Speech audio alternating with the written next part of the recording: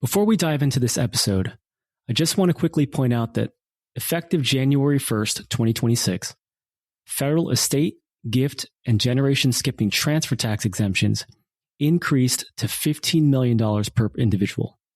But we actually recorded this episode in 2025 when those exemptions were still $13.99 million per individual.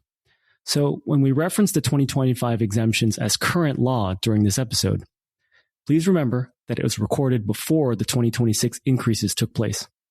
Hope you enjoy. Today, I'm joined by Farella associate Lucy Campbell to discuss the movie Batman Begins. Join me and Lucy as we explore the streets of Gotham City. Along the way, Lucy and I discuss directed trusts, contingent trust beneficiaries, powers of appointment, and some highlights from the One Big Beautiful Bill Act. What are some common reasons for directed trusts? How might Bruce Wayne's butler, Alfred Pennyworth, inherit the entire Wayne family fortune? Equally important, what are Lucy's and my thoughts on some of Batman's gadgets? We explore these questions and more, because death is not considerate or fair. Welcome to The Verdict, Estate Planning Through Film, brought to you by the Private Client Group at Farella, Braun & Martel. I'm Hans Young, a family wealth partner at Farella. Through this podcast, my guests and I will provide an entertaining look at family wealth and estate planning topics through well-known Hollywood movies.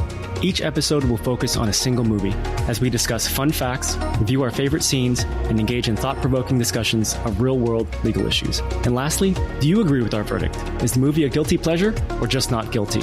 Again, welcome to The Verdict, Estate Planning Through Film.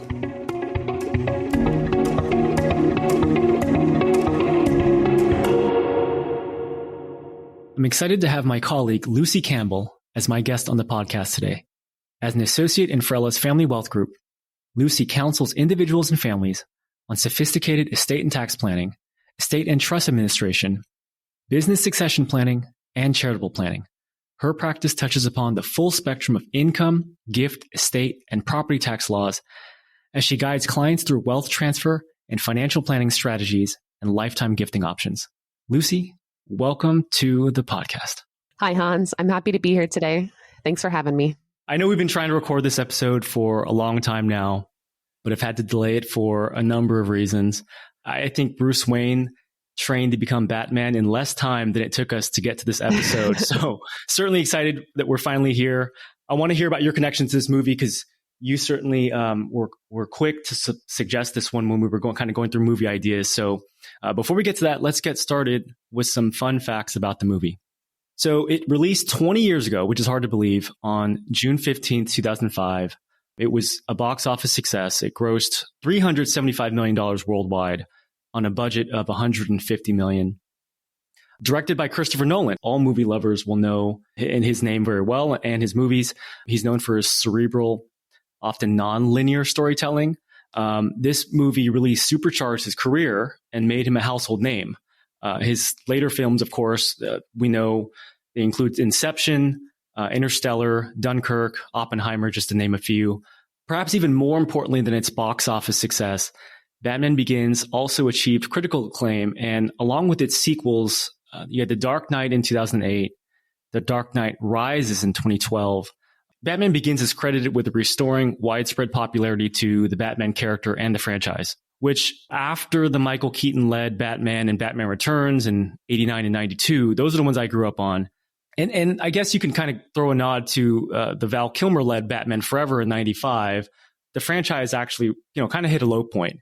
In many's opinion, you had George Clooney's Batman and Robin in 1997, just not well received by fans, by audiences. And so basically this franchise and the Batman character, on the big screen at least, sat dormant until Christopher Nolan revived it with Batman Begins. Batman is and was my favorite superhero as a kid. When the Michael Keaton one released in 1989, I saw it in theaters twice on the exact same day. I think it's one of, 2 or 3 movies I've done that with. And I think that was the first time I'd done it. It's sort of easy to forget now, but with so many superhero movies over the past 17 years or so, right? The Marvel Cinematic Universe, starting with Iron Man, I think that was in 2008. So around the time that Batman Begins came out, right, it started this whole superhero craze. But It's easy to forget now, but there was a lot of excitement for the 1989 Batman. And so Batman is the superhero with the most movies in the genre, in the superhero genre. So I think it currently stands at number 14. There was even a Lego Batman movie in 2017.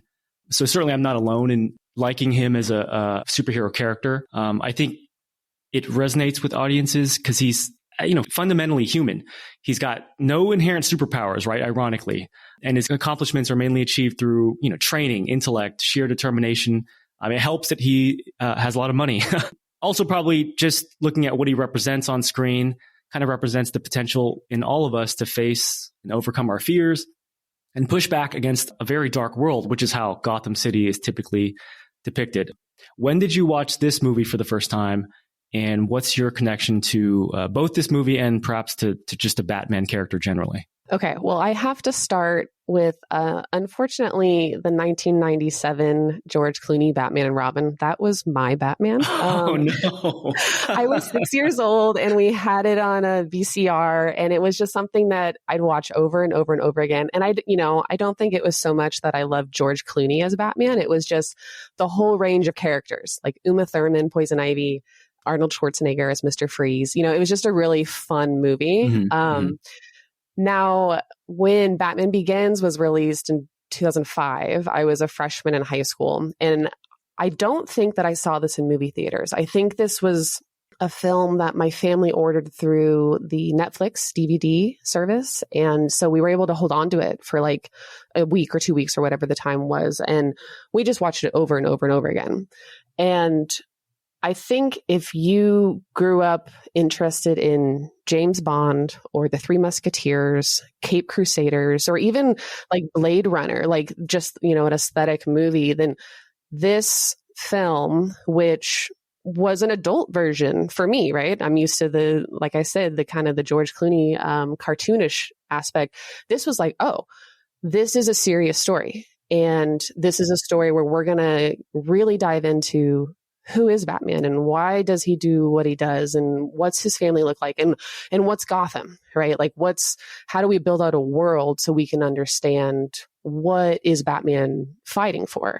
And so this was just it was like an elevation of a story that I was already familiar with. And I mean, with Christopher Nolan directing it, then it was just so well done, right? Yeah, totally. Shout out too to Netflix DVD subscription. I think at one point I was up to 5 discs at a time, which is kind of crazy because I would go through like TV series that way. But yeah, I agree with all of your takes on the Batman character, the franchise. Yeah, I don't know. It always just, I liked that it was darker too. Although I guess the Michael Keaton one, because Tim Burton directed, there was some darkness to it, but it also was, like you said, it was goofy, which it inherited from, the Batman TV series with Adam West. And, there was a lot of camp. And I think they pulled some of that into the Michael Keaton ones. Whereas, yeah, Batman Begins feels like an adult Batman story. It obviously resonated with a lot of people because it did revive the franchise and it's done very well. So a couple other fun facts I found. To avoid leaks, the movie was called initially The Intimidation Game. I guess they did that not just among the writers, but also with the cast and crew. Apparently, Christian Bale hated his uncomfortable Batman costume so much. Many believe it actually helped his performance because he was perpetually in a bad mood during the shoots. This is what the internet tells me. I don't know. I mean, it's hard to know if that's true or not, but it might have contributed to his voice, despite my being a fan of the movie and this entire franchise with the 2 sequels that follow. Yeah, the Batman voice he dons is like, it gets rougher and harder to understand with each successive movie. So maybe this is why, because he was just uncomfortable. Although Christian Bale performed many of his own stunts, he wasn't allowed anywhere near the Batmobile, or the Tumbler as it's called in this one. While shooting in Chicago, a person accidentally crashed into the Batmobile. A driver, he said he hit the car in a state of panic because he believed it to be an invading alien spacecraft. So make of that what you will. This one I didn't find, but I looked for after rewatching it. But the piano sequence Bruce plays to open the Batcave consists of 3 pairs of notes. So it's D, E, D, E, and G, A. So you might want to try that on your piano at home, see if the door to a Batcave opens up. And then the last one I had was when Christian Bale and Liam Neeson were fighting on the frozen lake. This is when Bruce is still training with Ra's al Ghul and the League of Shadows. They could hear the ice cracking beneath their feet. And apparently the next day, the lake they were on had completely melted. So, oh, wow. Yeah, kind of scary. They should have probably done a little bit more recon before they did that with 2 of their stars, but it all worked out.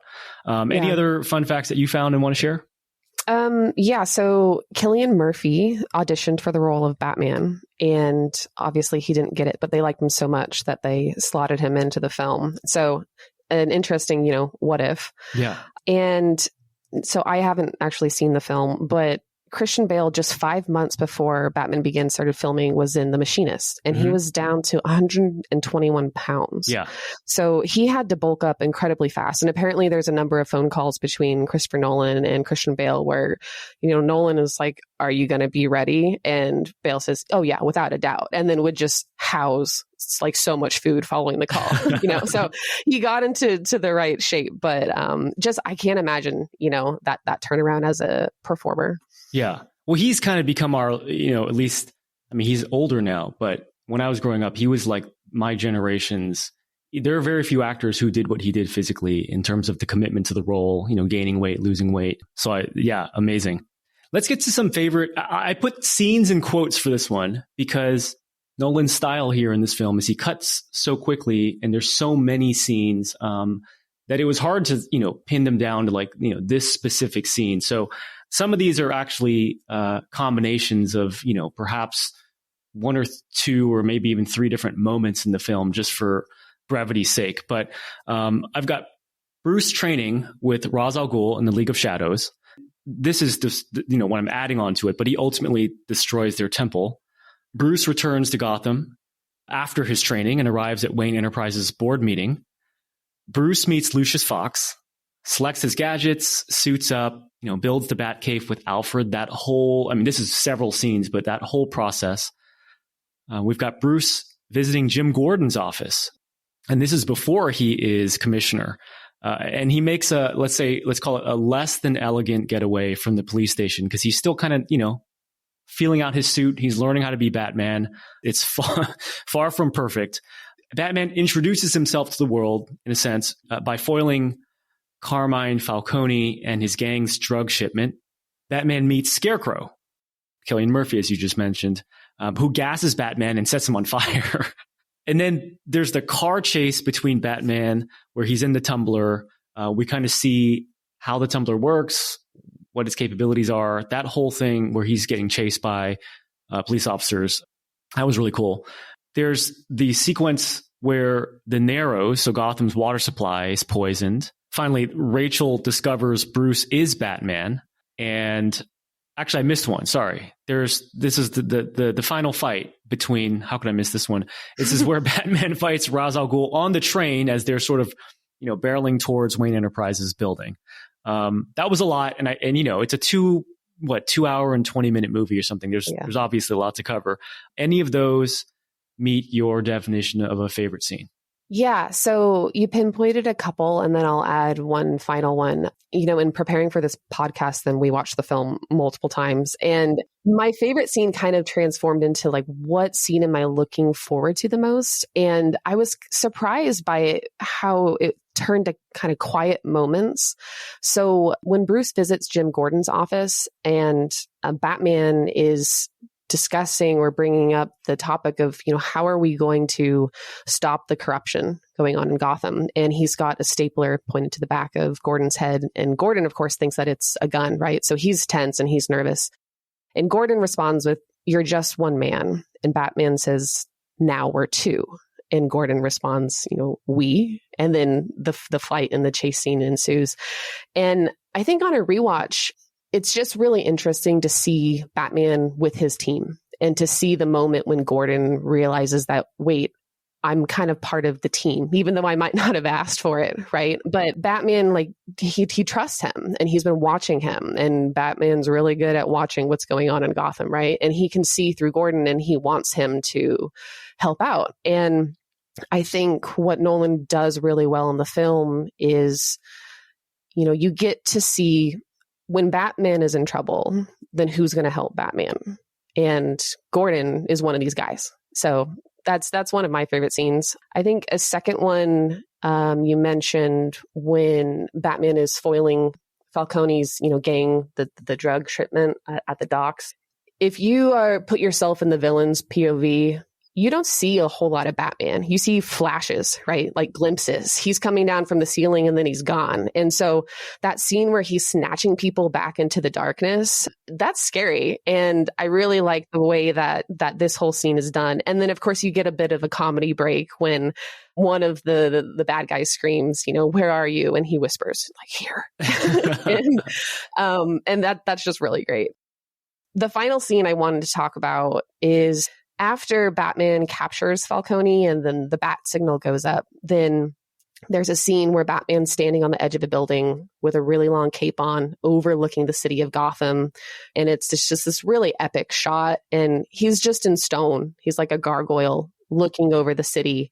That's where, as an audience, we get to see Batman exist, right? We get to see him observing and being the protector that the average person on the street looking up is not going to see him, right? He's not Superman flying through the sky. This is somebody who's meant to be kind of in the shadows, and that's how he wants to be a protector. Yeah. So I really like that scene. Gosh, so many things you said that I want to respond to. Probably don't have time to do them all, but your comment about the effectiveness of, having him come out from the shadows. I mean, on top of it being, that's what a bat does. And that's kind of what the Batman character has always used to his advantage. I think some of the most successful films in film history that are thriller or horror, it's so much more effective when you don't show the monster or the villain or whatever it is that, you're trying to use to evoke fear. I mean, I think Jaws did this well in that you really didn't see the whole shark, right, until the very, very end of the movie. Sci-fi fans, I mean, the first Alien and then even Aliens, although they showed much more of it there. But in the first Alien, you go through a lot of the film and you don't see what the alien actually looks like. And I think that's really effective here as well, where Bruce says at several points here, he's taking what he's afraid of and he's kind of, one, overcoming it, but two, using it against his enemies, to invoke fear in them. And then, your comment about him saying, I'm here. I think it might be a callback, to Michael Keaton's Batman, where I think at one point someone says, "Who are you?" And he does it in the Batman. He's like, "I'm Batman." So I think it's a nice little callback to that, I think. Yeah, those are all great ones. I mean, again, in a movie like this, it's really hard to choose just one. I would say that for me, I love the setup of all these, action hero movies, superhero movies. I like the setup of just a common citizen or common person becoming the hero. And so where Bruce meets Lucius Fox, he's going through his gadgets, suiting up, he's building the Bat Cave with Alfred and getting all of that set up. I really like that process. And again, it's not one scene. I think it's several scenes, but that entire, sequence is really cool to me. It's like the first 45 minutes of the movie. Yeah. I feel like I have to insert this in because the kid in me would not allow my adult self to talk about Batman, but not talk about his gadgets. What is your favorite Bat gadget from this movie? Okay, so favorite gadget in The Dark Knight, the next film, then we are introduced to the Bat Pod, and that gadget was so cool to see. And we don't get there without the Batmobile or the tumbler, right? Which we've already talked about. Right. But so I have to respond with the tumbler, mostly because the ideas that it generates for the rest of the franchise are just so cool. Yeah. I wanted to say the tumbler. I still think actually my favorite Batmobile it's probably, Tumbler is certainly my top three because there's animated ones, but to me, it's hard to not look at the Michael Keaton Batmobile as like, that's my Batmobile. I think the one from the Adam West TV series was also really cool looking and retro looking, but yeah, Tumbler has to be the top. I wanted to zag and go a different way only because I feel like the obvious answer is the Tumbler, and I think that's the right answer. Yeah. And I'm going to go completely opposite direction in terms of size and scale. I like the Batarang, which is his throwing star. I guess it's a combination of like a ninja star and a boomerang. Those are also on my list. Yeah. It was my favorite because it looks cool, and I like the idea of them. From a practical standpoint, I'm not sure how efficient those were because you see a scene where he's making them. Oh yeah, it looks like it would take him like 7 days to make one. He has not ordered 10,000 of them like they did for the mask. These are handmade by Bruce Wayne. I just can't imagine. He's, socialite Bruce Wayne by day. He's Batman at night. I'm assuming he's staying in shape and training in between. How is he making enough batarangs to the point where he's just like not even thinking about it as he's throwing these things? If it took me that long to make them, which again, based on the movie, what they're showing us, it would take hours, if not days to make just one. I think I'd be asking villains like, hey, either you stop doing what you're doing or I might consider throwing this. And even then I might really think twice before throwing it. So that was my favorite just because it was cool looking and I liked the idea, but it did present this sort of practical conundrum. Like, I don't know how you'd actually make that work. And in the movie, he throws a lot of them. Like he's throwing them at light bulbs, at people. There's like no discretion in terms of what he's using them for. Well, and I think it's for two ideas for me. One, he doesn't use them in a lethal way, right? This is Batman. Like, but two, is he going around collecting these? Like after these, I hope so. I really hope. Like that's Robin's job. He needed a Robin just to, hey, your job is just to go around and collect the ones around Gotham that I've thrown. So funny. So let's move on to estate planning opportunities. So we wanted to focus on directed trusts, and we wanted to do it through Alfred's character and Lucius Fox's character. First, it's important to establish what a traditional trust is, and then we can sort of look at why a directed trust is different, how it works, and why it might be appropriate here in the Wayne family's case. In a traditional trust, you usually have three roles. You have the trustor or grantor, that's the person creating the trust. You have the trustee, that's the person responsible for overseeing the trust assets and managing the trust and making sure that the trust terms are fulfilled.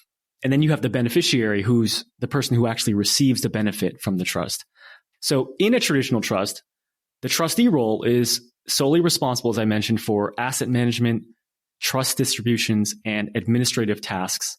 The difference with a directed trust is that it divides those responsibilities among different individuals. Typically, there are three roles. There's the administrative trustee, there's the distribution advisor, and then there's the investment advisor. And if you wouldn't mind just kind of walking us through what each of those roles typically mean, and we can then talk about how Alfred and Lucius fit these roles. Sure. So the administrative trustee holds legal title to the trust assets, but they don't have the power to make investment or distribution decisions. The administrative trustee, the role is still primarily administrative in nature. They're in charge of record keeping for the trust. They'll handle taxes, and they will execute transactions once instructed by the trust advisors, by the distribution advisor, and by the investment advisor. So they're still handling the administrative functions of the trust, but they're just working in tandem with the other advisors. Mm-hmm. So the distribution advisor, similar to what it sounds like, they're in charge of making decisions regarding the distributions to the beneficiaries. Whereas the investment advisor, then their role is to manage the trust investment portfolio and direct the trustee in regards to buying, selling, holding, the investment of trust assets. Yeah, exactly right. And so rather than having all of these responsibilities being handled by one person or one role in a traditional trust where the trustee does this, we're basically just, directed trust splits these off into multiple roles. We're focusing mainly on the distribution advisor and investment advisor. And those individuals are typically known to the family. They may be family members or other professional advisors. Common reasons to utilize directed trust, this is not an exhaustive list, but control, right? So the trustor can appoint specific experts or trusted family members to manage certain aspects of the trust. Particularly with unique assets like a family business or real estate. We know that Wayne Enterprises and Thomas and Martha, they have a very unique company. So having a degree of control so that you don't just appoint somebody who you're not certain can oversee and take on these responsibilities as trustee may be beneficial. Flexibility is another reason. It allows the trust to hold concentrated or liquid assets that a traditional corporate trustee might be unwilling to do because there are rules under California law for diversification. So again, going back just generally, a trustee's job is to maintain and invest and grow the assets. So general investment principles say that you should be well diversified, because if one industry goes down, then another one might be up. And so you'll mitigate losses. You can have flexibility with the directed trust to concentrate your position. And so here, for example, the trust can hold a position in a family business that's more concentrated than in a normal situation. And again, Wayne Enterprises as an example, wouldn't that be nice if Thomas Wayne, right, if he held a majority interest in Wayne Enterprises, which I assume he did as the founder, then I think he would probably want his descendants and whatever trust he set up to also be able to hold a concentrated position and not be forced to sell off or basically divest the trust of its interest in Wayne Enterprises so that the family company can stay in the family, so to speak. As we said earlier about kind of specialized expertise, you can have specialized management. Directed trust ensures that complex or specialized assets are managed by the right individuals with the specific expertise required. So here we're going to look at that through Lucius's role, but you might have a general trustee that you're saying, hey, I know you are well suited to manage trust assets generally, but are you well suited to manage this specific asset in my family? And then as I mentioned earlier, which we don't have time to get into today, there are jurisdictional benefits to a directed trust. So naming a directed trustee, right, usually a trust company of some sort, in a state with favorable trust laws, Delaware, South Dakota, Nevada, the trust can then take advantage of enhanced privacy and other tax benefits under those laws. So again, that's just an introduction quickly on what a directed trust does, what it offers, why some people might use it. Let's look at why a directed trust might be a good fit for the Wayne family. As we've mentioned, when this movie takes place in the beginning, at the start of the movie, Bruce is a minor. Thomas and Martha Wayne are murdered, and he is still a child. Legally, he's not 18. He's a minor, and he wouldn't have had the legal capacity to take on these roles. Even as an adult, right, we see he's busy being a socialite. He's got to maintain. I don't know what he was doing, I think, prior to his taking on, like, I'm going to save Gotham. Maybe he's just hanging around. Well, we know he got kicked out of Princeton. Yeah, there we go. He was clearly, troubled and sort of not focused, maybe. So he was, once we see him and he's on his path to becoming Batman and wanting to do good and save Gotham, he's busy being a socialite during the day. He's probably a philanthropist. I'm assuming he's making charitable donations and other investments. And of course, he's busy being Batman. So even if as an adult, Bruce Wayne is probably not the best fit to be managing his own trust. There's also an immediate need for Wayne Enterprises, right? So I think we see, is it William Earl, who is the CEO? I forget the actor. It's a character actor who plays him. He says after Bruce's parents die, he's like, "Don't worry, we're gonna keep the keys to the empire for you." So someone needs to keep Wayne Enterprises running, right? Its direction to carry out the vision, hopefully that Thomas Wayne had.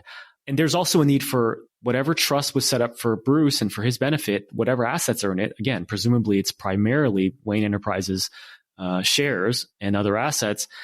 There's a need for financial and investment advice. So someone needs to take these roles immediately. If you look around Thomas and Martha Wayne's, circle, it doesn't look like there was a whole lot of people they probably trusted, and there's no other family members we know of. So we know that Alfred and Lucius were very close to the family, at least to the father, and they would be good choices to play certain roles. And so let's take a deeper look at that. And first, any thoughts on or comments on, just why a directed trust, for the reasons I mentioned, and maybe perhaps more, maybe a good fit for the Wayne family? I mean, I think you covered pretty much everything involved. It's a situation where you're going to need somebody who's going to work well with Bruce at different stages of life. And then you're going to need somebody who can help with the business aspect. And it's going to be difficult to find somebody who can do all of that. Yeah. Right.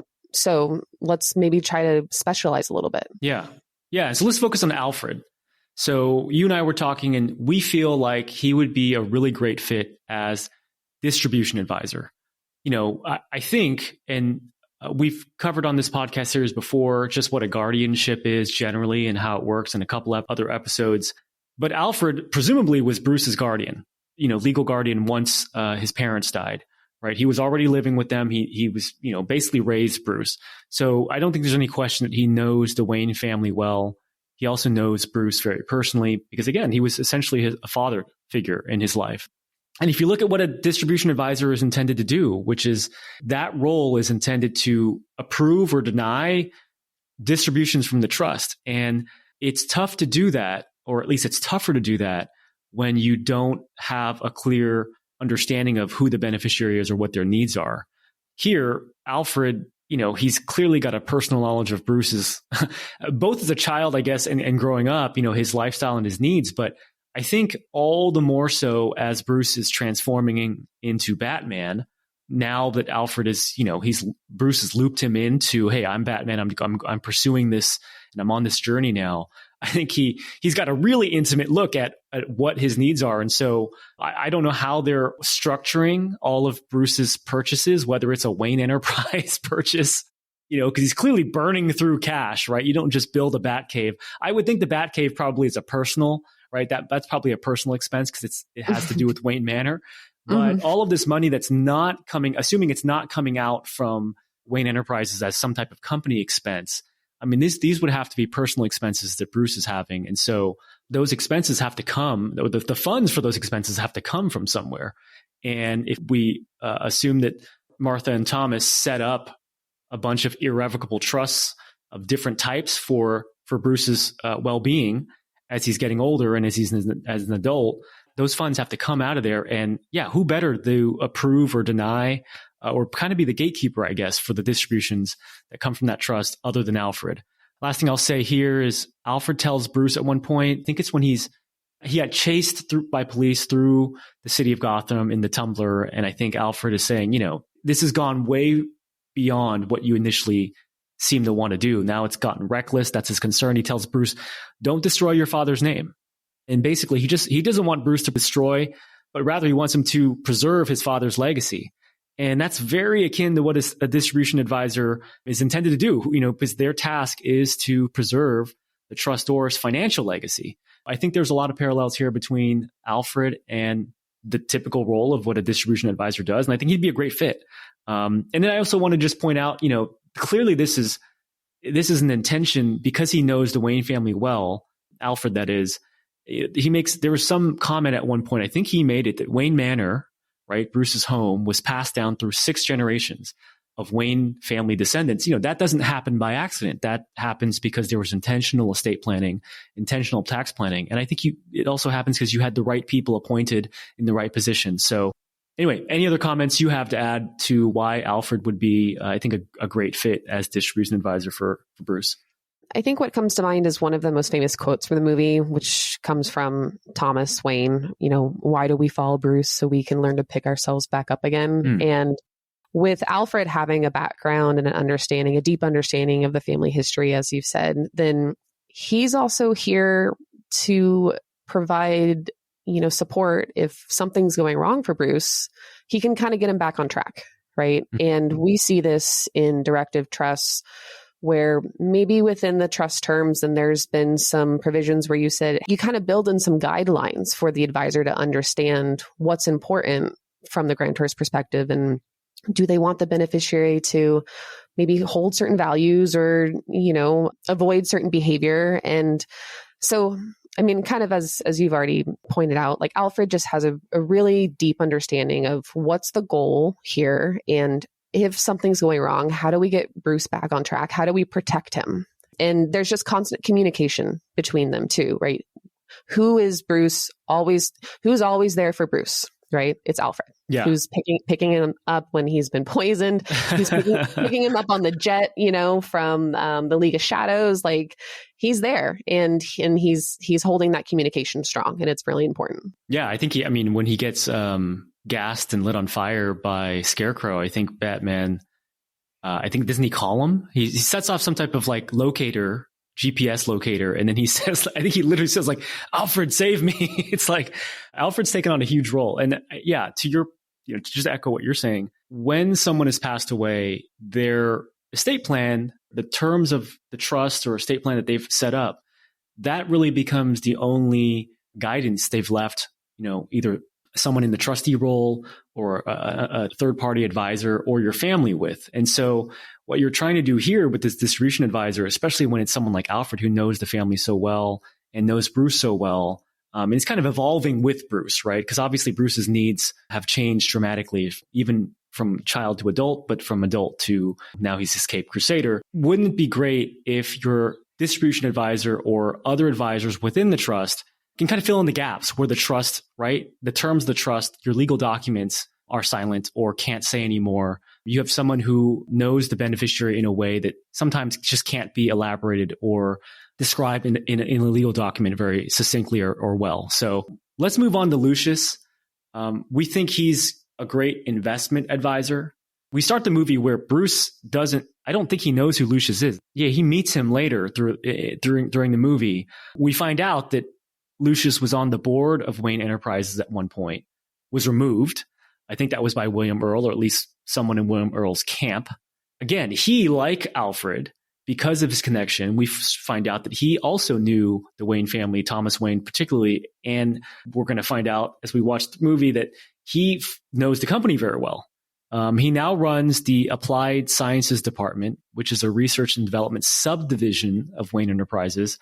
And, it's convenient because just to move the plot along and move the movie along and to provide sort of this endless well of tech and gear for Batman, Lucius is in this role. But if you take it, if you look at it from a practical perspective and assume that in this real world, this is Lucius's role, then he does have very, very, very specialized expertise on the investments that the trust might hold, right? Maybe and maybe it's the investments that the trust holds an interest in Wayne Enterprises, which in turn owns a lot of investments. If they're needing new technology and cutting edge tech, which Bruce seems to be able to get a hold of, right? They're ordering from overseas, they're ordering from companies, using shell companies and all these other elaborate schemes to get the gear they need.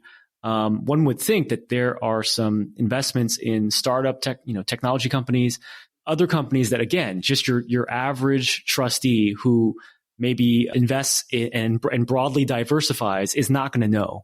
And so Lucius, I think, for all those reasons, is just a great fit for investment advisor. Anything you want to add to that in terms of, I can't really even think of another character in the movie that we were introduced to that would fit this role. No, I think he's the best fit. I mean, especially if we're going to keep Earl in kind of the villain box, right? Because Earl definitely, he might have an understanding of the business, but he does not have Bruce's best interest at heart. Exactly. Right. So this is somebody who, checks both of those boxes, but also, stepping back, like we wouldn't want Alfred to step in and be in charge of this part and manage these trust assets, right? So you need somebody like Lucius with this specialized knowledge. Yeah. I think Alfred and Lucius each bring a perspective that the other can't have, right? Alfred grew up with Bruce, raised him. Lucius didn't even meet him till he was an adult. And so he's not going to have that historical background or that family background to know Bruce in a way that you would want your distribution advisor, for example, to know your beneficiary. And then, like you said, it's clear Alfred's tending to Wayne Manor. He's saving Bruce from other things. I would imagine that when Bruce was getting into trouble, Alfred was there to get him out of those situations as well. So he's wearing a lot of hats, and it has nothing to do with applied sciences or any of the technology that Lucius has an intimate knowledge of. So they definitely complement one another. So yeah, that's what we wanted to point out, is just how a directed trust works, why this is probably a very good fit. But having said that, directed trusts, obviously, they're not for everybody. There are, costs to establishing them and administering them successfully. So, as with all the strategies we talk about and kind of introduce, guidance from a qualified attorney or other professional advisor is critical to making sure that if somebody's interested in the directed trust and how it works and wants to employ it in their estate plan, they should seek qualified help. Let's move on to two other topics. We want to also cover these quickly because I got the idea just from, as I was rewatching the movie, Bruce at one point says to Alfred, good thing I left everything to you. I think it's when he's coming back from the League of Shadows training and they're on the plane. It just got me wondering, how might this actually happen? Because Alfred clearly is not an actual member of the Wayne family, right? He's not a lineal descendant or related in some way other than, yes, he's a family member in the sense that they love him. And in fact, Bruce, at some point when he's, I think, lashing out at Alfred for something, he says, Alfred, it's not your family. So we know that to be true. So the question in my mind was, if Alfred is not an actual Wayne family member. And presumably, Bruce's parents left the majority of their assets to Bruce directly. What are some situations or some legal options for Bruce if to actually make it such that he would leave everything to Alfred? Because again, it sounds like everything would have been left to Bruce, and perhaps Bruce's descendants, right, might have been contemplated. And so how would this happen where Alfred might even take in this situation? Yeah, well, one option is Alfred could have been named as the contingent beneficiary. Mm-hmm. The idea here is that if the primary beneficiary of the trust is unable to or no longer exist when the trust is settled and is ready to distribute assets, you can identify individuals or entities who would inherit in that situation. So it kind of serves as like a backup plan. It's also been described as a total disaster clause, right? Where like all the planning, everything that you kind of designed in the body of the trust or in your estate planning documents, if there's problems, at least there's somebody who could inherit. And so this backup plan ensures that the trusters' assets are distributed according to their wishes. Like I said, even if everybody else is unavailable. Mm-hmm. So this helps to avoid disputes among what's supposed to happen to the trust assets at that point. Right. It's a good backup plan to have. Yeah. And I think in our client scenarios, right, when we're working with our clients to come up with who their contingent beneficiaries are, it's crucial to, understand that every situation is different. So in the Wayne family, for example, where doesn't appear, at least based on what we know in this movie, I think in larger like Batman lore, he might have even had a sister, I think, in some version of the comics. But here we presume he's an only child. It doesn't appear that Thomas and Martha had, other siblings or things. The likelihood of this disaster clause or this contingent beneficiary provision taking place in the Wayne family is actually very high. So in their case, the Wayne family, when they were, Thomas and Martha, when they're creating their estate plan, they would be prudent to put a lot of thought into who their contingent beneficiaries are, because there's a likelihood that and possibility that Bruce, if he either predeceased them or dies untimely, that the assets need to go to somebody else. For clients of ours who have, let's say you have someone with 6 children and those children have children, if you want your assets to just pass through your family line, maybe this contingent beneficiary discussion or provision requires a little less detail and tailoring, because at the end of the day, it's pretty remote possibility that none of your descendants are going to survive you. So again, in the Wayne family, Bruce is an only child, not other members of the Wayne family. So Alfred, I think, given all of his commitments and long-standing relationship with the Wayne family, would probably be a contingent beneficiary.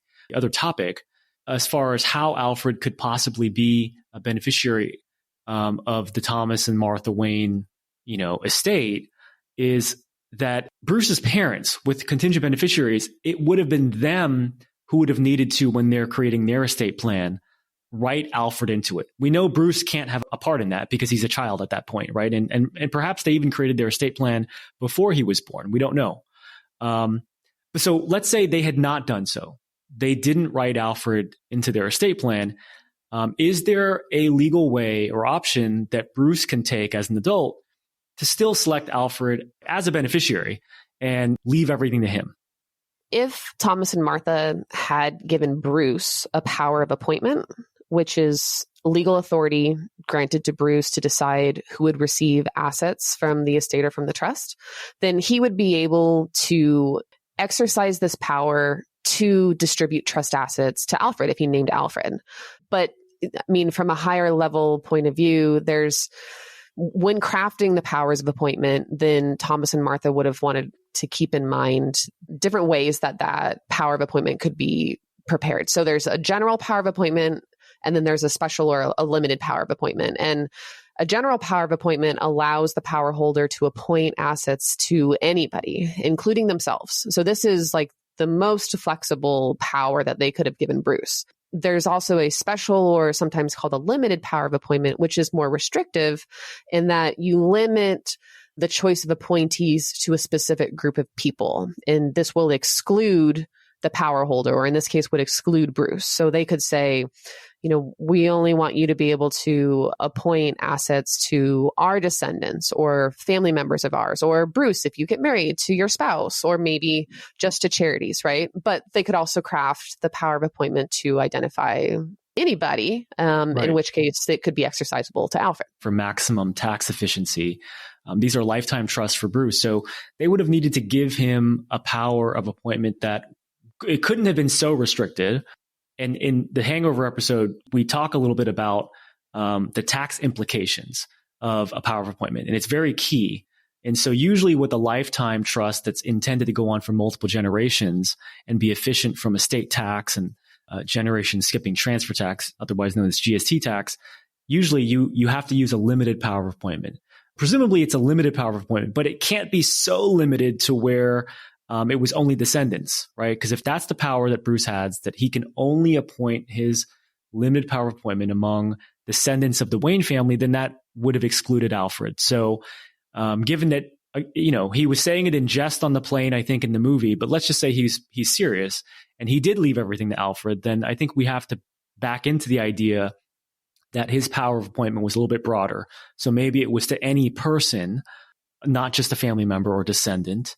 And often we also attach, in charitable entities or non-charitable entities. Those are also common options. So yeah, these are between the contingent beneficiary and this idea of a general or limited power of appointment.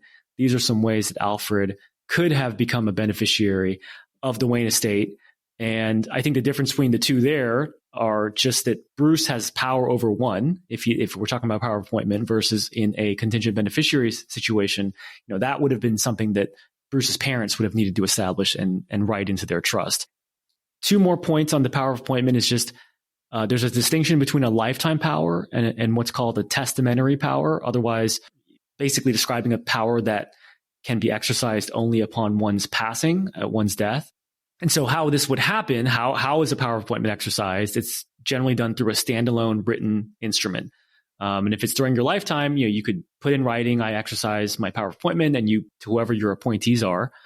But it can also be done in a will. So, when we say testamentary or taking place at death, it's not like Bruce in his dying breath has to say, I leave everything to Alfred. He will have, during his lifetime, before he died, put in place, whether it's a will or some other standalone document, made clear his intention to actually exercise his power in favor of Alfred. So that's probably how it would have taken place. That's a discussion on how Alfred would have been a beneficiary of the Wayne estate. Again, a couple options there in terms of how that might have happened. As a final discussion topic, you and I wanted to just highlight recent legislation. And I say recent, it was passed on July 4th of 2025, but the One Big Beautiful Bill Act. I don't know. People are calling it the OBBBA. People are calling it OB3. We will stick with OBBBA and try to say that without completely tripping over our words here. I've also heard OBBA. So, OBBA, it's just continuing to develop. Yeah. That is legislation effective on July 4th, 2025, as I mentioned. It makes significant changes to the U.S. tax code along with other areas. We're not going to go and highlight or summarize all of its changes. There's a lot. We just wanted to call out a couple of key points from an estate planning perspective. So the OBBBA, quote unquote, permanently extends certain individual tax provisions from this is the prior act, the Tax Cuts and Jobs Act, the TCJA of 2017.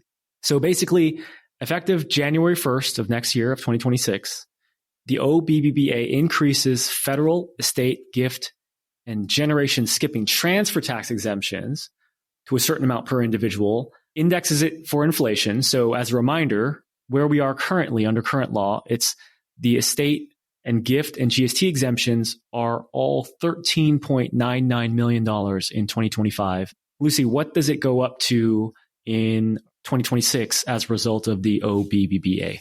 Yeah, so in the coming year, then it'll be raised to $15 million per individual. And for a married couple, this translates to effective exemption of $30 million. Yeah. Why this is important is because coming into, as the OBBBA was being decided on, under this TCJA, as I mentioned, of 2017, there was a sunset that would have happened, which would have basically reverted all of these exemptions down to $7 million. And so this is a big deal in the sense that it increases it to $15 million starting in 2026. It's indexed for inflation. So each year it'll increase incrementally to adjust for inflation. But it is permanent now. So first, it takes off the table this idea that we were going to revert back, which would have affected clients, our clients, high net worth and ultra high net worth clients, because if they had not used their exemption yet, they would have needed to likely use it before they lose it, so to speak. And that urgency has now primarily been taken off the table in terms of they can use it if they'd like, but they're not going to lose their exemption starting in 2026. It also keeps the annual exclusion, which is you get an annual exclusion of $19,000 under current law. That's going to stay the same. So you can make a gift and not have to file a gift tax return to any individual per person per year, $19,000. So Bruce's parents, Thomas and Martha, for example, if they were still living, each of them could make $19,000 gift to Bruce. So it'd be $38,000 per year. And that would stay the same under the OBBBA. It also keeps the top estate tax rate the same. So it's currently 40%, and that's going to stay the same as well going into 2026. And I say, coming back to it, I say it's quote unquote permanent in that it doesn't have a sunset date. So unlike the TCJA, which I mentioned, without the new legislation, it would have sunset, and on January 1st, 2026, if that was the only law still standing, these exemptions would have dropped from $13.99 million to roughly $7 million. This OBBBA does not have a sunset date. It's going to continue on until further or future legislation by Congress and the then acting president.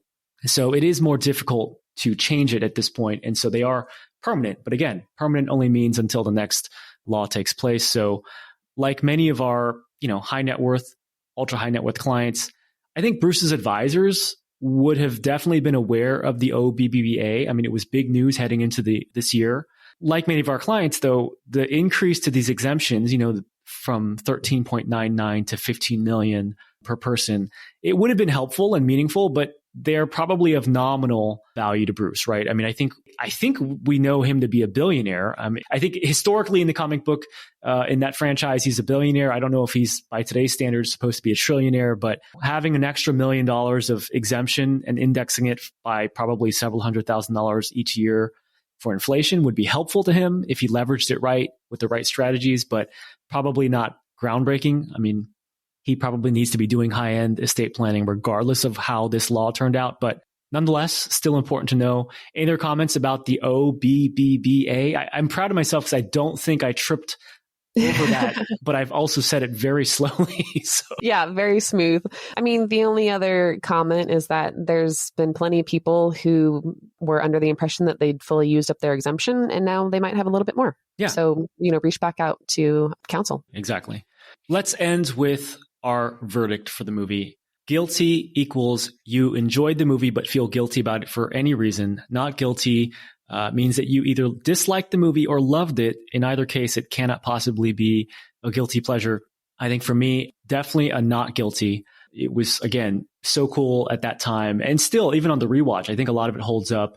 But yeah, at that time, just so cool seeing, my favorite superhero character getting revived in a way that, we didn't even know, I think, how that it was going to lead to 2 sequels. And then we didn't have time to get into this, but Heath Ledger's performance as the Joker in the next one. So yeah, for me, not guilty, no question. How about for you? I think for me, it's not guilty, but it's a little bit more of a soft not guilty, just because exactly what you're hinting on. The Dark Knight is so good, but again, we're not going to get there without this movie. Yeah. So love this movie and love what it sets up too. Awesome. Well, what we've learned today is even if you're the Cape Crusader who trained with the League of Shadows, you are not above quality estate planning and the potential benefits of a directed trust, particularly if you have complex or unique assets or desire greater control and flexibility over the management of your family trust. And also, you should be aware of the One Big Beautiful Bill Act, which was signed into law on July 4th, 2025. Lucy, thanks so much for joining me. I had a lot of fun with this discussion. Hope you did as well. And who knows, we have 2 sequels we know are out there, and maybe we do get to Heath Ledger's Joker and give it the credit that it's due. Thank you so much. Thanks, Hans. I'm Hans Young with my guest, Farella Family Wealth Associate Lucy Campbell, and you've been listening to The Verdict, Estate Planning Through Film, brought to you by the Private Client Group at Farella, Braun & Martell. Thanks very much for joining us, and keep watching movies.